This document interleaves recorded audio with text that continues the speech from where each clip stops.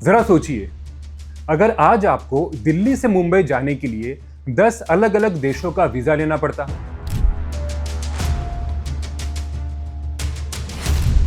सुनने में पागलपन लगता है ना? पर 1947 में भारत की हकीकत कुछ ऐसी ही होने वाली थी।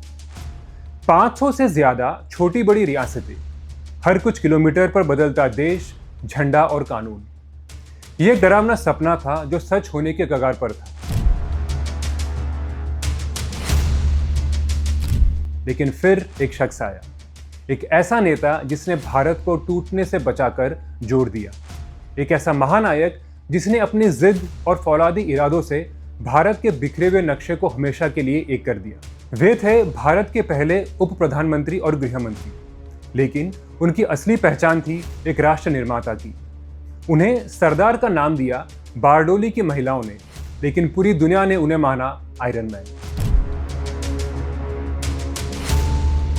गांधी के सबसे भरोसेमंद सिपाही से लेकर 562 रियासतों को एक करने वाले राष्ट्रनायक तक, यह कहानी है सरदार वल्लभ भाई पटेल की।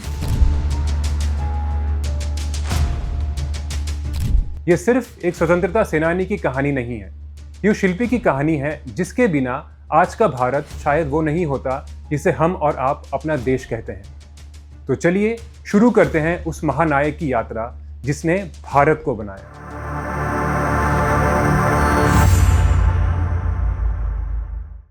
कहानी शुरू होती है 31 अक्टूबर 1875 को गुजरात के नाडियाड शहर से। एक साधारण किसान परिवार में झवेरबाई पटेल और लाडवा देवी के घर उनकी चौथी संतान ने जन्म लिया। नाम रखा गया वल्लभ भाई। बचपन खेतों की धूल में बीता, लेकिन उस बच्चे में एक ऐसी जिद और हिम्मत थी जो उसकी उम्र से कहीं ज्यादा थी। इसका एक किस्सा आज भी सुनाया जाता है। बचपन में वल्लभ भाई की कांख में एक फोड़ा हो गया। उस जमाने में इलाज के तरीके भी सीधे साधे थे। वैद्य ने कहा कि इसे लोहे की गर्म सलाख से दागना पड़ेगा। यह सुनकर ही परिवार वालों के रोंगटे खड़े हो गए। कोई उस बच्चे को दागने की हिम्मत नहीं कर पा रहा था। तभी वो छोटा सा लड़का वल्लभ भाई खुद आगे बढ़ा और वैद्य के हाथ से गर्म सलाख ली और बिना पलक झपकाए अपने फोड़े पर लगा दी। सब हैरान रह गए। उस दिन सिर्फ एक फोड़ा नहीं फूटा था, बल्कि दुनिया को उस लौह पुरुष की पहली झलक मिली थी जिसे भविष्य में देश के बड़े बड़े घाव भरने थे। उनकी पढ़ाई भी उनके इस संकल्प का सबूत है। परिवार की माली हालत ऐसी नहीं थी कि कॉलेज भेज पाते। 22 साल की उम्र में मैट्रिक पास की, पर सपना बैरिस्टर बनने का था। दिन को रात और रात को दिन बना दिया। दोस्तों से कानून की किताबें मांगकर पढ़ते थे और खुद ही तैयारी करते। ये वो दौर था जब उन्होंने अपने बड़े भाई विट्ठल भाई के लिए अपना सपना कुर्बान कर दिया। वल्लभ भाई ने पैसे जोड़कर इंग्लैंड जाने का जुगाड़ किया था, लेकिन पोस्टमैन गलती से चिट्ठी बड़े भाई को दे गया, जिनका नाम भी वी पटेल से शुरू होता था। जब बड़े भाई ने जाने की इच्छा जताई तो वल्लभ भाई ने एक पल भी नहीं सोचा और अपनी सारी जमा पूंजी और मौका उन्हें दे दिया। सालों तक उन्होंने एक एक पैसा जोड़कर अपने सपनों को जिंदा रखा। जिम्मेदारियों, संघर्षों और अनगिनत मुश्किलों के बावजूद उन्होंने हार नहीं मानी। जब दोबारा पैसे इकट्ठा हुए तो इस बार उन्होंने बिना रुके अपने सपनों की ओर कदम बढ़ा लिए। 36 साल की उम्र में वो 1910 में इंग्लैंड पहुंचे। वहां उन्होंने ऐसा कमाल किया कि 36 महीने का कोर्स सिर्फ 30 महीने में टॉप करके पूरा कर दिखाया। 1913 में जब वो भारत लौटे तो अहमदाबाद के सबसे महंगे और सफल वकीलों में गिने जाने लगे। उनका अंदाज बिल्कुल अंग्रेजी था, उसूलों के पक्के थे और गुजरात क्लब में ब्रिज खेलने के शौकीन। राजनीति में उनकी कोई दिलचस्पी नहीं थी, लेकिन किस्मत ने उनके लिए कुछ और ही लिखा था। 1917 का साल था। वल्लभ भाई पटेल ने गुजरात क्लब में पहली बार मोहनदास करमचंद गांधी को सुना। शुरुआत में एक कामयाब वकील को गांधी के आध्यात्मिक और आदर्शवादी तरीके कुछ खास पसंद नहीं आए, लेकिन गांधी की बातों में जो सच्चाई और देश के लिए जो जुनून था, उसने धीरे धीरे पटेल के दिल पर असर करना शुरू कर दिया। असली मोड़ तब आया जब गांधी ने चंपारण सत्याग्रह की सफलता के बाद पटेल को अपने साथ काम करने के लिए बुलाया।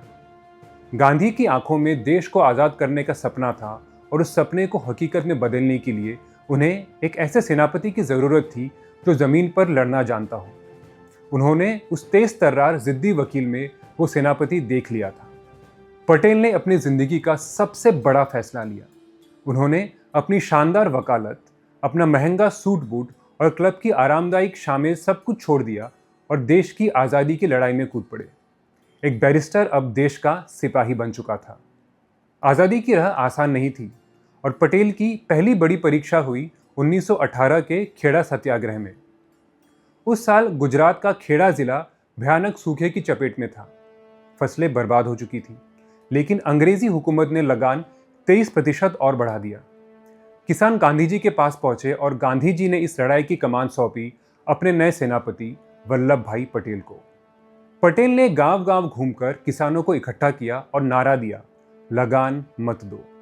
सरकार ने जुल्म ढाए, जमीनें और जानवर जब्त किए, लोगों को जेल भेजा, लेकिन पटेल और खेड़ा के किसान टस से मस नहीं हुए। पटेल की रणनीति इतनी जबरदस्त थी कि अंग्रेज भी चकरा गए। आखिरकार हुकूमत को झुकना पड़ा और लगान माफ कर दिया गया। इस जीत ने वल्लभ भाई को रातों रात किसानों का सबसे बड़ा नेता बना दिया। अगर खेड़ा एक परीक्षा थी तो 1928 का बारडोली सत्याग्रह पटेल के नेतृत्व का राजतिलक था। बॉम्बे सरकार ने बारडोली के किसानों पर लगान में 30% की भारी बढ़ोतरी कर दी। किसानों ने मदद के लिए पटेल को पुकारा। पटेल ने कमान संभालते ही आंदोलन को इतने शानदार तरीके से चलाया कि पूरा देश देखता रह गया। उन्होंने बारडोली को अलग अलग कैंपों में बांटा, वॉलंटियर्स की फौज खड़ी की और एक खुफिया तंत्र बनाया जो सरकार के हर कदम पर नजर रखता था। किसानों ने लगान देना बंद कर दिया। सरकार ने फिर दमन का रास्ता अपनाया, लेकिन पटेल का संगठन इतना मजबूत था कि सरकार का हर बार खाली गया। इस आंदोलन में महिलाओं ने जमकर हिस्सा लिया। पटेल के भाषणों ने उनमें एक नया जोश भर दिया था। इसी आंदोलन के दौरान बारडोली की महिलाओं ने उन्हें प्यार और सम्मान से एक नया नाम दिया, सरदार। अब वो सिर्फ वल्लभ भाई नहीं, बल्कि अपने लोगों के सरदार बन चुके थे। अंत में सरकार फिर झुकी। लगान 30% से घटाकर सिर्फ 6 कर दिया गया। यह एक ऐतिहासिक जीत थी। बारडोली ने सरदार पटेल को गांधी के बाद कांग्रेस का सबसे बड़ा नेता बना दिया। सरदार पटेल की लड़ाई सिर्फ अंग्रेजों से नहीं थी। कभी कभी उन्हें अपनों के बीच भी वैचारिक तूफानों का सामना करना पड़ता था।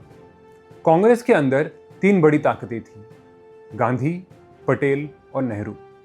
सरदार के लिए गांधी सिर्फ नेता नहीं, गुरु थे। वो गांधी के हर फैसले का सम्मान करते थे, भले ही कभी कभी उनसे सहमत ना हो। गांधी भी जानते थे कि पटेल एक प्रैक्टिकल इंसान है जो उनके आदर्शों को जमीन पर उतार सकते हैं। उनका रिश्ता विश्वास पर टिका था। जवाहरलाल नेहरू और सरदार पटेल दोनों का लक्ष्य एक था, आज़ाद भारत, लेकिन रास्ते बिल्कुल अलग थे। पटेल जमीन से जुड़े यथार्थवादी नेता थे, तो नेहरू आदर्शवादी और अंतर्राष्ट्रीय सोच वाले। पटेल समाजवाद के आलोचक थे, तो नेहरू उसके सबसे बड़े हिमायती। इन मतभेदों का सबसे बड़ा इम्तिहान 1946 में हुआ, जब आज़ाद भारत के पहले प्रधानमंत्री को चुनने की घड़ी आई। कांग्रेस अध्यक्ष का चुनाव ही तय करने वाला था कि प्रधानमंत्री कौन बनेगा। 15 प्रदेश कांग्रेस कमेटियों में से 12 ने सरदार पटेल का नाम आगे बढ़ाया।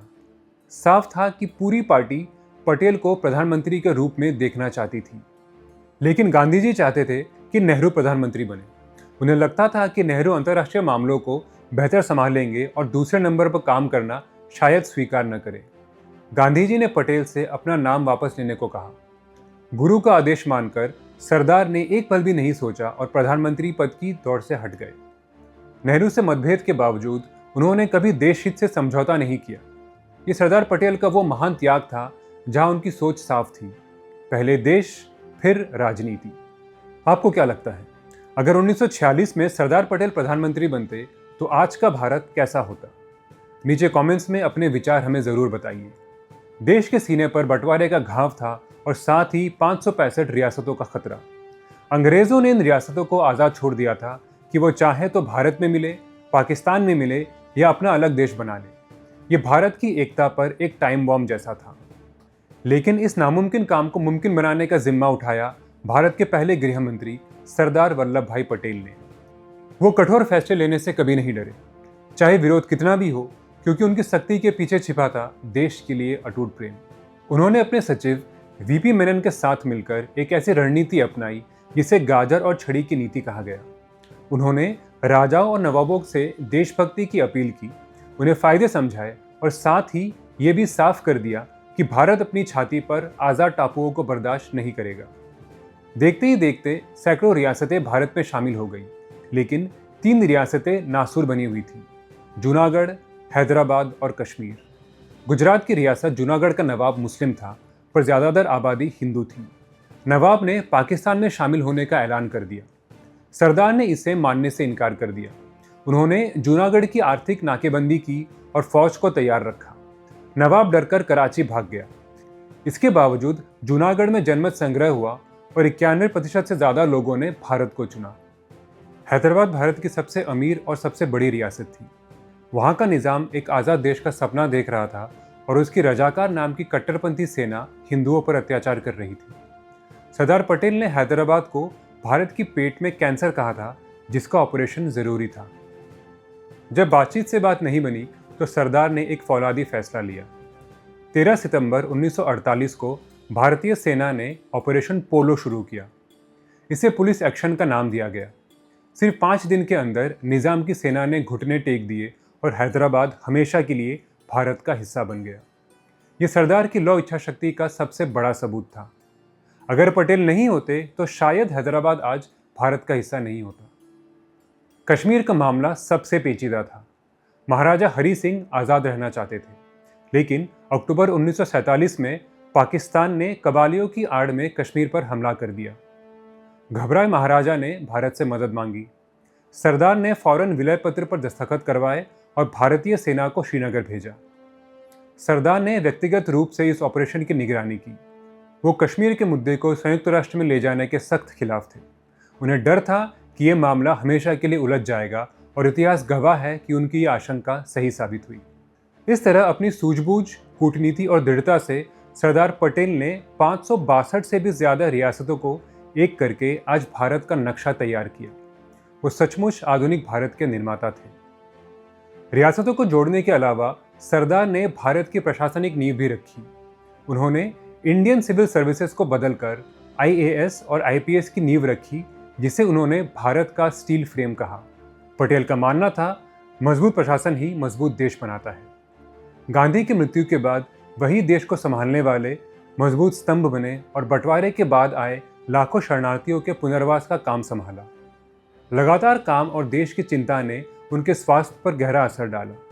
15 दिसंबर 1950 को भारत का ये लौह पुरुष हमेशा के लिए सो गया। सरदार पटेल की विरासत आज भी हमारे बीच जिंदा है। स्टैच्यू ऑफ यूनिटी, दुनिया की सबसे ऊंची मूर्ति जो उनकी महानता की गवाही देती है, उस महान इंसान को श्रद्धांजलि है जिसने भारत को एक बनाया। इतिहास उन्हें सिर्फ नेता नहीं बल्कि भारत का शिल्पकार कहता है। एक किसान के बेटे से लेकर भारत के लौह पुरुष बनने तक सरदार पटेल की जिंदगी एक मिसाल है।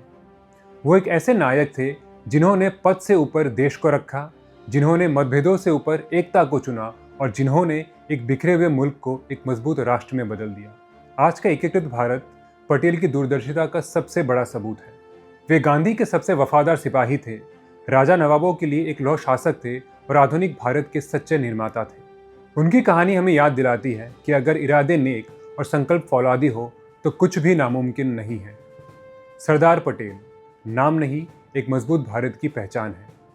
अगर आपको भारत के असली आयरन मैन सरदार वल्लभ भाई पटेल की ये कहानी पसंद आई तो इस वीडियो को लाइक करें, अपने दोस्तों के साथ शेयर करें और ऐसी ही कहानियों के लिए हमारे चैनल को सब्सक्राइब करना ना भूलें। जय हिंद।